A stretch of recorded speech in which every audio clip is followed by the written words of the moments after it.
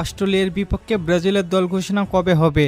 এই প্রশ্নটা এখন অনেক ব্রাজিল সমর্থকের মাথায় ঘুরছে, কারণ ম্যাচের দিন যত কাছে আসছে ততই বাড়ছে উত্তেজনা। কারা থাকবে ব্রাজিলের স্কোয়াডে, কোন নতুন মুখ সুযোগ পাবে, আর সবচেয়ে বড় কথা আনচেলত্তি এবার কাদের উপর ভরসা করবেন? ব্রাজিলের স্কোয়াড ঘোষণা মানেই কিন্তু শুধু কয়েকটা নামের তালিকা না, যারা সত্যি ব্রাজিলকে ভালোবাসেন তারা জানেন। ব্রাজিলের স্কোয়াড ঘোষণা মানেই কিন্তু শুধু কয়েকটা নামের তালিকা না, যারা সত্যি ব্রাজিলকে ভালোবাসেন তারা জানেন এই একটা ঘোষণার সঙ্গে কত আবেগ জড়িয়ে থাকে। একটা নাম দেখলে আনন্দে মন ভরে যায়, আবার প্রিয় কোনো খেলোয়াড়ের নাম না থাকায় মনটা খারাপ হয়ে যায়, কারণ ব্রাজিল আমাদের কাছে শুধু একটা ফুটবল দল না, এটা একটা অনুভূতি। বিশ্বকাপ শেষ হয়ে গিয়েছে, অনেক স্বপ্ন ভেঙেছে, অনেক আশা শেষ হয়েছে, কিন্তু ব্রাজিলকে নিয়ে তাদের ভালোবাসা কি শেষ হয়েছে? একদমই না, বরং বিশ্বকাপ শেষ হওয়ার পর থেকেই আমরা অপেক্ষা করেছি নতুন ব্রাজিলকে দেখার জন্য। নতুন একটা দল, নতুন একটা পরিকল্পনা আর নতুন একটা স্বপ্ন নিয়ে আবার মাঠে নামবে ব্রাজিল। আর সেই নতুন পথ চলা সামনে রয়েছে অস্ট্রেলিয়া।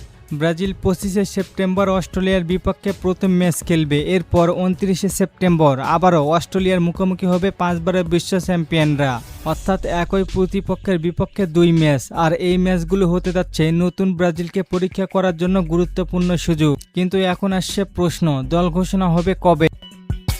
তবে এই জায়গায় একটা বিষয় পরিষ্কার করে বলা দরকার, এখন পর্যন্ত ব্রাজিলের অস্ট্রেলিয়ার ম্যাচের জন্য স্কোয়াড ঘোষণা নির্দিষ্ট তারিখ অফিসিয়ালিভাবে নিশ্চিত হয়নি। তবে এই ম্যাচকে সামনে রেখে ব্রাজিল দল ঘোষণা হতে পারে আগামী মাসের 7 কিংবা 10 তারিখের মধ্যেই।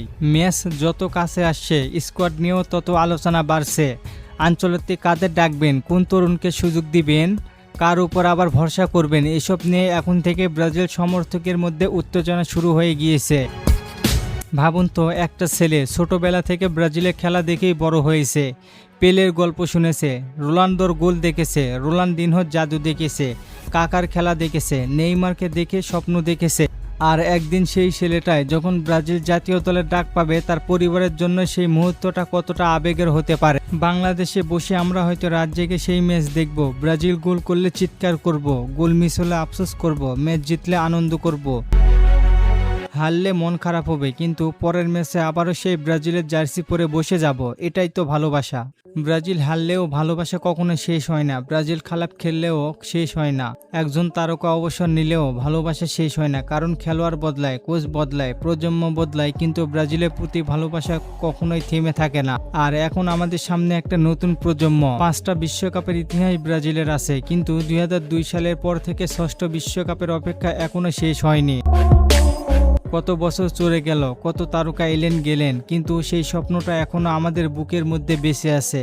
অস্ট্রেলিয়ার বিপক্ষে 25 ও 29শে সেপ্টেম্বর এবার দেখা যাক আনচেলত্তির নতুন ব্রাজিলে কারা কারা জায়গা করে নেয়। আর একটা কথা মনে রাখবেন, ব্রাজিল জিতলেও আমরা ব্রাজিল, হারলেও আমরা ব্রাজিল। আর আপনি কোথা থেকে ব্রাজিল ফ্যান অবশ্যই জানিয়ে দিন কমেন্ট করে।